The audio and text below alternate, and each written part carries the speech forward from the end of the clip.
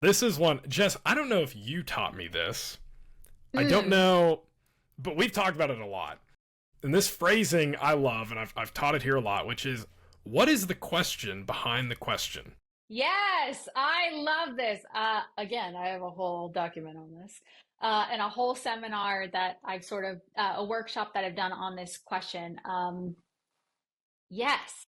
So understanding when you're in an interview, the question that I ask you is never the question that I'm asking. Would you like examples of that? Oh, 100%. Okay. So one of the questions I will ask is I'm going to give you a scenario. Hmm. Um, you have been given a task or a ticket. You've Hmm. never done this sort of thing before, but you've been encouraged to take it on. When do you ask for help? If you find yourself needing help, how do you decide when to ask for help? How do you navigate the line between I should keep going, I need to ask for help? So, are you actually asking me to answer this, or I'm asking you, what do you think the question behind that okay? question is? I was wondering if you're wanting both or whatever it is. So I think that like really I have a solid answer for how I'd answer it, but what you're asking behind that is I want to know if you're gonna come pester me every 15 minutes with a question, or if you're gonna blow the whole day away and not ask me anything at all. That's basically what you're at. There's Absolutely. a number of other A things too, hundred but percent. right. I want you to be self-aware enough that you have a process where you say, and talk to me like a technologist because Hmm. you're a scientist. I'm a scientist. I'm interviewing scientists. So as a scientist, how do you know? What evidence do you have? If you have a hypothesis and it's not panning out, some people might say I time box it. Some people might say if I go 30 minutes and I haven't seen any new feedback from my console, I've tried several things. If I've reached the end of documentation and I still have questions, um, whether there are a number of ways that you can answer this. I'm not looking for an answer. I'm looking for you to be skilled and aware of yourself enough to know there has to be a line, that I need to be autonomous and take things on and not pester someone every 5 minutes. But I also, at the same time, I can't take the whole day to do this. Absolutely. So the question behind the question, spot on. So even though that's not the question I asked, the biggest thing is listening to what concern might this person have? What is the worry that's happening here? What is the risk that's happening here? So, being the candidate of least risk, and we're going to have a whole talk on that. That Yep. is an entire talk about the interview You mentioned process. that previously, and I was like, "Ooh!" I got a little excited Yes, about it. So, the give me question give me behind a the few more question. examples because I feel like Yeah, seeing let's do examples it. and having stories to refer to really helps people to dive into Great. this because this is one of my favorite topics. What do you like to do in your free time? Okay, so you're there. You're basically asking number one, are you is this something that you would do in your free time? Is probably one of the first ones of do you actually care about this? If you're doing this in your free time, you probably care about it, right? You're doing it for free. You're doing it for fun. I think it also is like a culture fit question. So you're trying to figure out if, okay, he really likes hiking, but I hate trees. Trees scare me. So he's not a culture fit here, right? It's like, I mean, it could be anything. I don't think just because you go skydiving and somebody else likes trees means you're not going to get a job. It goes into a little bit more of a personal level. I mean, you're going to be working 8 hours a day with this person. Like, you better get along at least a little bit, I would assume, right? So, yeah, I think there's a bit of a culture question there and a number of other things. Yeah, really, I think it's if you're doing some of this in your free time, then you really enjoy your job. You're not just doing it for the paycheck. Conversely, I need to know if you're a burnout risk. Do you have Mmm. activities you do in your free time that recharge you after work where you are not a Yeah. burnout risk? Okay. That's a really good point. I think it would have taken me a while Yes. to get to that too, because for me, I'm like, go, go, go, go. Like, and I just, yeah, but I'm go, go, go in so Love many to different code in my areas. free time. A hundred Right. percent. I'm building, and if I say I build silly apps because it recharges me, that's a way you can phrase it. But if you're coming to me and you're like, I code 24 hours a day, 7 days a week, I'm so into this. It's on paper, it sounds like you're amazing. I know from experience, you could be a burnout risk. That's a really good point. You You need got me. activities to recharge. That's a really good point. Okay, let's do a few more. This is fun. I'm getting jazzed up over here. um, Tell me about a time that you misunderstood a task or assignment and what the outcome was. I think you're asking about how am I why did I misunderstand it in the first place, and how did I One, learn from that, right? two. Two is going to be there's confrontation likely involved in that, and somebody told me I Ooh, did it wrong. perfect. So how am I going to go about that? And three, I had another really good one, man. Curse this ADHD. Three would probably be. I think that really goes into the confrontation thing of how am I going to interact with my boss when I'm told, like, how do you take that feedback, right? Like, how are you going to handle it when I tell you, hey, great job, but all of this is wrong?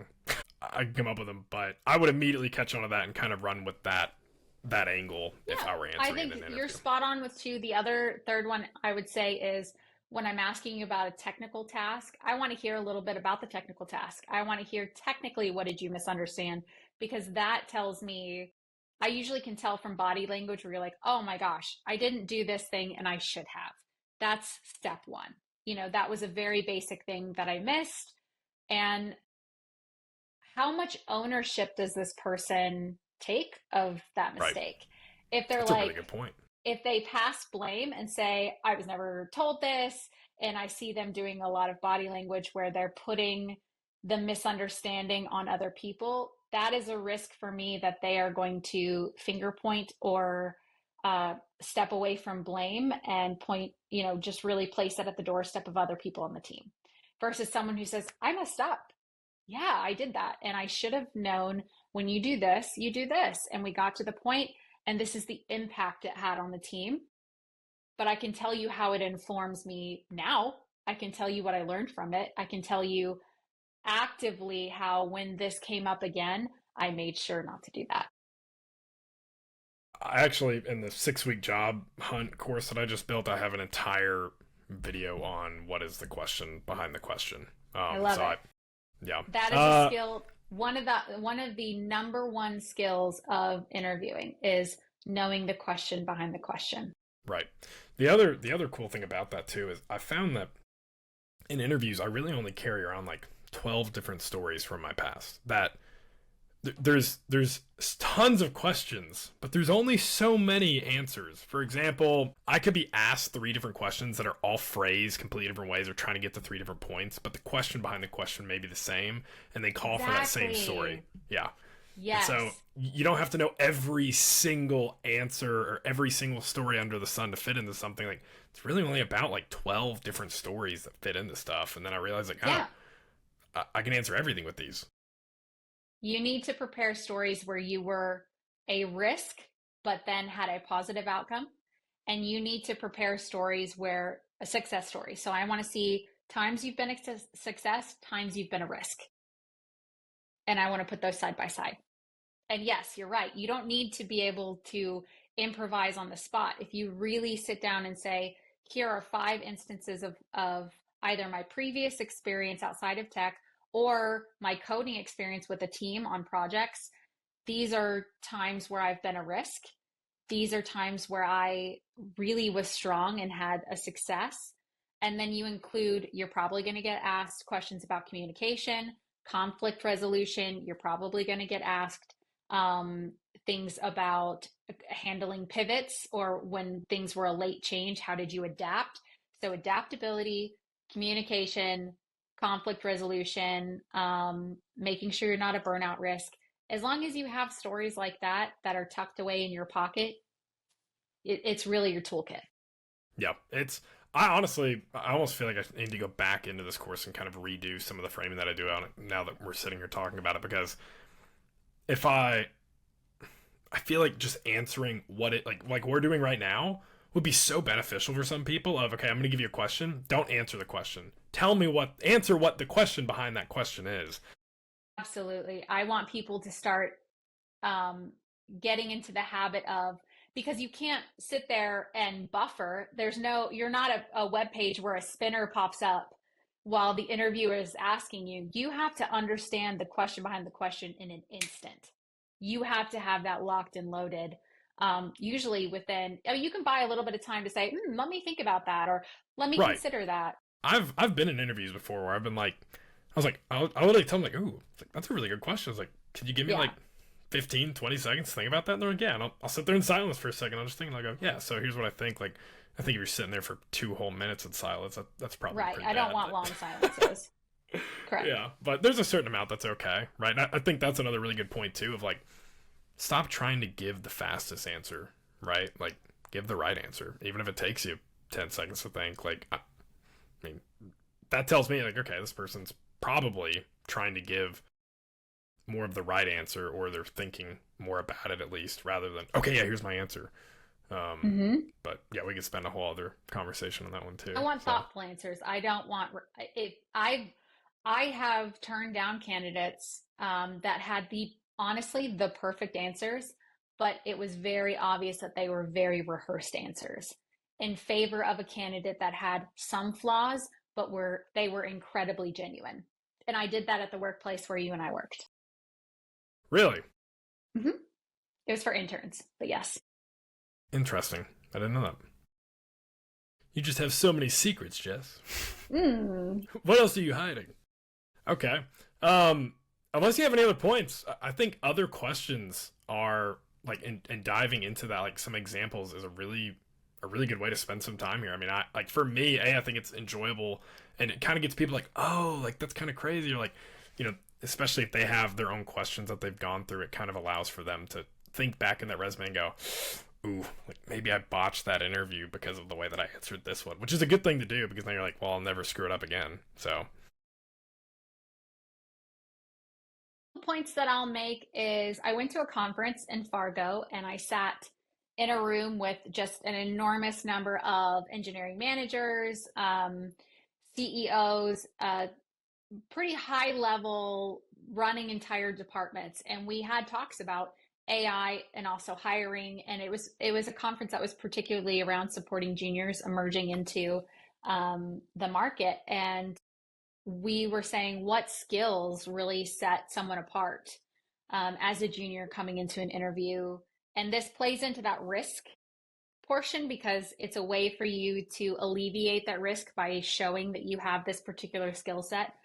But the number one ask was we wish juniors were coming in with a stronger understanding of every time you're coding, it equates to money.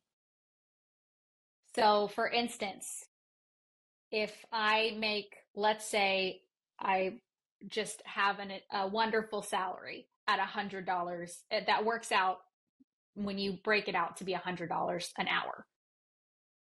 If I spend 4 hours stumped on a bug before I can even code, that's a $400 bug already.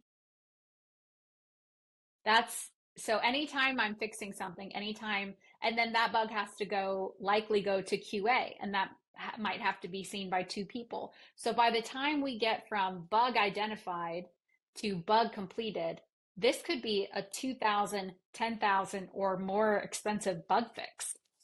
you So wasting every time piece of on that code that could you have, write, yeah.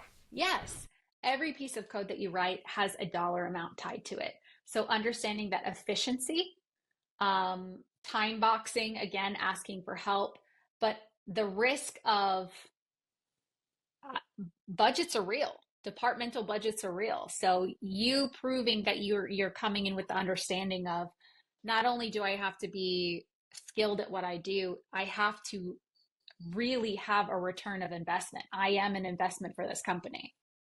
That's a skill that a lot of um, junior developers don't come into the interview with, and it sets you apart. So there's a question that I want to ask you about what you think the question behind the question is and the importance of it. Ooh, I personally think it's reverse the. Uno. uh, don't you dare hit me back with that reverse Uno. Draw four. For the next 4 hours, just the session never ends. So I think personally this is the most important question that you will get asked in an interview, and only because of what I've heard from other recruiters and HR people, which is Okay. tell me about yourself. Hmm. Yes, with some caveats. I don't necessarily think it's the most important because it gets wasted.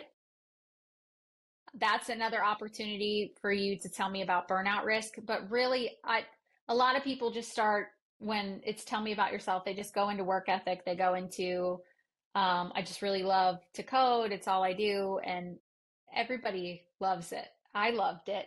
I still love it every day. That's not what's going to set you apart.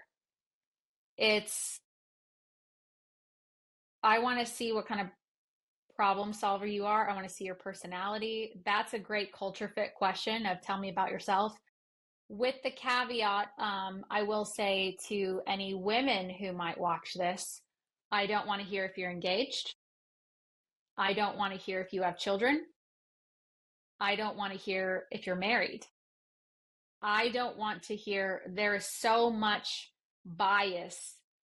Particularly, I don't want to hear, especially if you're pregnant, because there's so much bias against women about the time that they will need to take care of children away from Mm-hmm. work.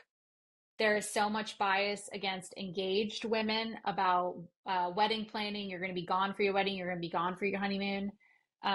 If you're pregnant and needing to go on maternity Need to go on leave leave. after we Yeah. hire you, Yeah. I don't want to hear any of those things. So if you are if you're a woman in an interview, no, So you think for a off the man table. though that helps, like it shows more of like the family man type of mentality or I something, or wouldn't do it no? if I was a I I wouldn't was do it about to if say I I was a feel like it man. can be held against you then too. Yeah, I Yeah. wouldn't do it as a man either, but I feel like men, it's if you have children, typically it's unfortunately it's the woman who takes off work to stay home with a child. I mean, that has been like a historical trend. That's not just me talking about bias. Like No. typically Yeah. it's I mean been that's yeah. a burden that Yeah. we've placed on women. So I think it's less on men from that standpoint. But again, when it comes to personal details, I I want to tell you about myself through the lens of least risk and not add to that risk, which would be to talk about those things, those other We're things. we're gonna make the next conversation we do about this least risk topic. It is You keep one just of the rubbing it in most our important face. it is one of the most important concepts I go over with any mentee that I take on is you are not proving to me that you are the best at the job. Technically, everybody thinks I have to be the best coder to get this job. I need you to be the least risk. The candidate of least risk is what I'm looking Very interesting. Yeah, I'm excited for this one. That's a for. really good Mind point. blown. Yeah, the reason I'm gonna go back to something real quick because I said, and I'm glad that you disagreed with me. So we're never just, oh yeah, we're always on the same page and everything we say we agree on, right? So is the idea that that question is the most important question, and the reason why I say that is I think that it is the first question you're gonna get asked in an interview, and if they tell you, hey, tell me about yourself in like 2 minutes, and you ramble for 10 minutes, you are not getting that job. I don't care how well you answer the rest of Correct. the interview or the questions. You're probably not getting that job. Um, it's Yes. there's a number of layers there, but I've had a lot of this is HR people. Granted, this is not like okay third or fourth interview stuff, but this is like your first interview stuff where if they usually know, at least from what I've heard. Again, I'm not an HR person, but they say they usually know how much or if they're going to hire you within the first like 30 seconds of that spiel. They can tell exactly what kind of communicator you are in that. Was that your experience in that role and interviewing or no?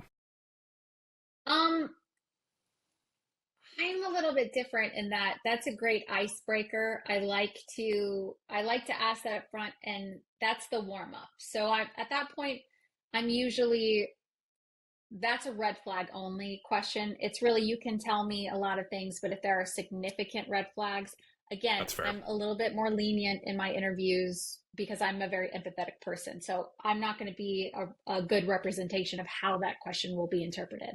But unless you have significant red flags, um, You're like, pretty good. yeah, I think you're Yeah. you're pretty good. And I also use that as a chance for candidates to get the jitters out. Hot tip, just really quickly, if you do have jitters, there are a number of ways that you can get over those jitters and handle that below the camera. So if I feel like I'm getting nervous, there are pressure points on your hands that you can pinch, but I can pinch that down here. I'm doing it right now. You'll never know, but it's a grounding technique. So I usually use that as a way for them to get acclimated to the scenario. They're acclimating to the interview process. And then I'll usually signal, okay, let's get into it. Let's start with some questions. What I consider to be one of the most important, Hmm. um, I was gonna ask you that next. not really questions, but sections of the Hmm. interview is when I ask you, do you have any questions for me? Oh, 1,000,000%. Yes. Question behind the question, Preston. What is your opportunity right now? If I say, do you have any questions for me, Preston? Oh, there's so many there, but really the biggest one is, I mean, it kind of goes back to that dating scenario I told you about, right? Is I'm not just looking for any partner in a relationship. I'm not just looking for any job. I want to make sure that you're just as good a fit for me as an employee as you are, and vice versa, right? Like, I want to make sure it's a good fit both ways. And me asking those questions is going to allow for me to figure that out and show you that I care. In fact, I found that some of my most successful interviews have been where throughout the conversation it's not just them interviewing me, it's like more of a conversation back and forth and me finding out Hmm. that information as it's going, because it feels a lot more natural. And again, if you have a normal interview, some people are just like, no, this is the way we're going to do it. Like, obviously you don't ask like, hey, can we make this more of a conversation? It just kind of naturally happens, and it's a soft skill. But there's a lot that goes into that. But I would say that's the number one question behind the question is, do you care about this being as much of a fit both ways as much as we do, type of thing. Do you care? And number two, kind of aligned. Have you done your research? Do Yeah, you have 100%. an idea of what the job is? Right. As I need to know you have considered your viability for this position. And I'm going to give you, I would love for you, I'm going to say to you, Preston, we're in an interview scenario and we get to Hmm. this section and I say, Preston, do you have any questions for me? Let's say I'm an engineering manager. What's an example of a question you might ask? If I was very much junior, one of the ones that I used to ask, and we could spend a whole 30-minute conversation on this one answer, would be, look, as a junior, I'm still learning, and I want to make sure that I'm preparing myself for this role as much as I can. What are some tools or technology that I can learn in my free time to better benefit myself in this role? And That's wonderful. yeah, it's I got on a list as to why I asked it. It 100% got that one question, and not just that question, but what I did afterwards. 100% led to a job offer later. But there might be other ones like I always tell people come prepared with questions, right? And to go piggyback off of what you said, like usually early on in a conversation, you're gonna see people say something along the lines of, "Yes, like, do you know anything about the role of the company? Like, can you tell me what you know?" Is usually what I hear after "tell me about yourself." So I usually hear that one of like, "Okay, did you come prepared? Did you actually do your research?" And you come in like, "Oh yeah, I've got like 5 questions about the company name and why you named it that way or something." like, uh, but yeah, I mean it's a I think you're completely right that in and of itself is the most important portion of the entire interview is when you ask questions and what those questions are and what are your questions behind the question really, like it's your chance to flip the script a little bit. Absolutely. Yeah. Absolutely. Um, I will say another one that I have a hard hitter. We'll get to that one. That one I'm going to save for last because that hard hitter has has been enormously helpful in me deciding to turn down opportunities. Yeah. Yeah.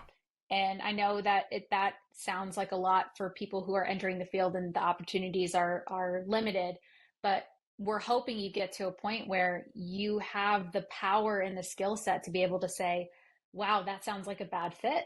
Hmm. I'm not gonna risk my current position or what this would entail, relocation or anything like that for my family, based on the questions that I'm asking at the end of the interview."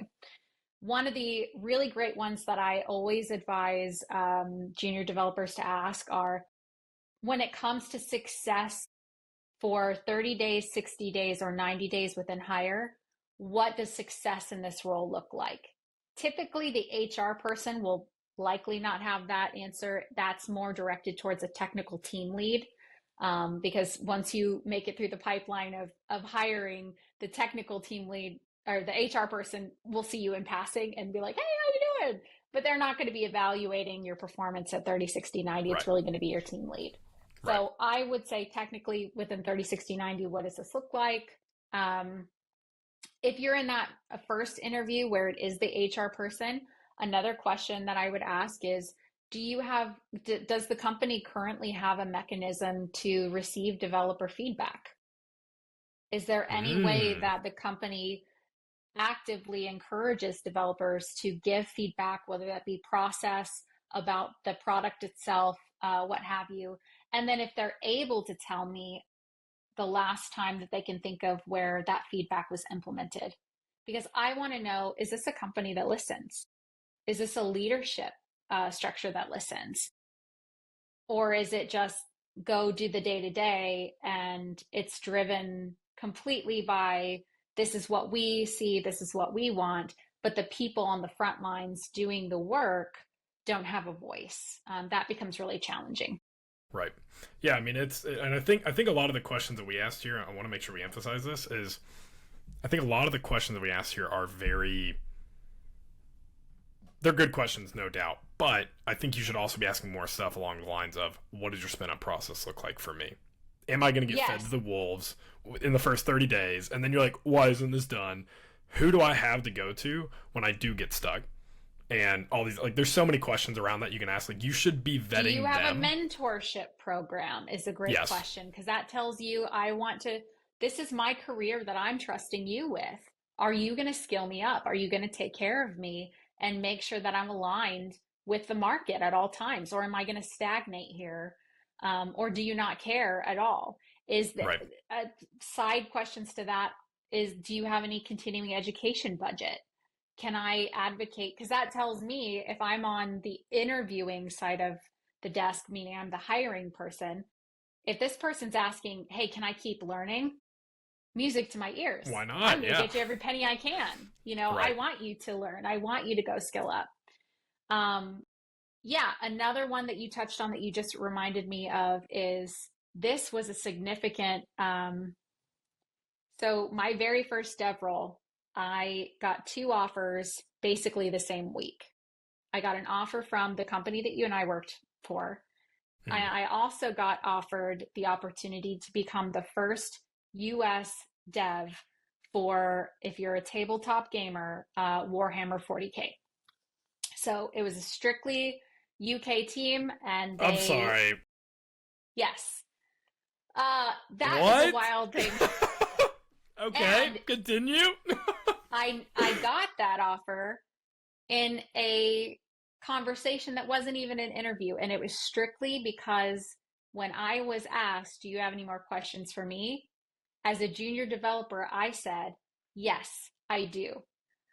I read your Q4 report from last year, and I see that you're projected to do this, this, and this with your technical launches. How do you plan on balancing those things and balancing those aggressive deliveries with such a small team?" Jeez, that is a killer question. Oh my And that gosh. person, it wasn't even an interview. It was literally a, let me tell you more about the job to see if if we want to move forward. That single question turned into the director of engineering at the end of the call saying, "Please join my team as the first US developer." And then I had to compare the next question, which is how long between onboarding, so between my date of hire, how long is the duration between when I will be expected to push code and produce for the first time? Because the answers were very different. Warhammer 40K said, you're not going to be pushing any code yourself for 6 months. You're going to be assigned to someone, you're going to be learning, you're going to be watching, you're going to be reviewing code. Yeah. So you had the same reaction I did. Now, I see what they were wanting. They were wanting to ease me into standards, ease me into their code base, their patterns before I felt the pressure of really producing code. Does that mean I wouldn't write code in that 6 months? No, it just means that I would not be tasked with full ownership of code for 6 months. Versus the other company said, I would love you to be pushing code in 3 days. And my overeager self said, that sounds amazing. I'll see you I think there. that there's a balance between 6 months and 3 days. I will say that for sure, especially juniors. I don't want to throw any junior to the fire. But if I say, yeah, you know what, 2 weeks to 4 weeks before you're tasked with full ownership of a ticket, and then those tickets will be scoped to things that are appropriate for you without, again, throwing you to the wolves. Keeping in mind you'll have a resource available. So I listen to the language that they're using. Are they using language that you are a commodity? We'll use you to do this, is a language I hear a lot. Like you're a wrench or a hammer. And that needs to be kind of a different. If you're currently on the job hunt, I recommend jumping over to my free-to-use platform, Code Campfire. I'm dropping courses every single month for you guys to level up, covering any topic that we cover here in the talks. Our first one is the 6-week job hunt, which is basically just your all-in-one toolkit to get you from 0 to mastering the job hunt in this ever-changing AI world. It's all community-driven learning, so it's built to give you feedback in real time from others who have gone through the same things you're going through right now. I've got a link in the description below. Be sure to check it out, and I'll see you over there.